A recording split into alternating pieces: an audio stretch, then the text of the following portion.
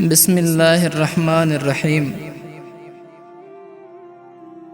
قال النبی صلی اللہ علیہ وسلم کہ رسول اکرم صلی اللہ علیہ وسلم نے ارشاد فرمایا کہ سورج طلوع و غروب ہونے والے دنوں میں کوئی بھی دن جمعے کے دن سے افضل نہیں، یعنی جمعے کا دن تمام دنوں سے افضل ہے۔ انسان و جنات کے علاوہ تمام جاندار جمعے کے دن سے گھبراتے ہیں کہ کہیں قیامت نہ قائم ہو جائے، کہ اللہ تعالی جو قیامت قائم کریں گے کہ وہ جمعے کا دن ہی ہوگا۔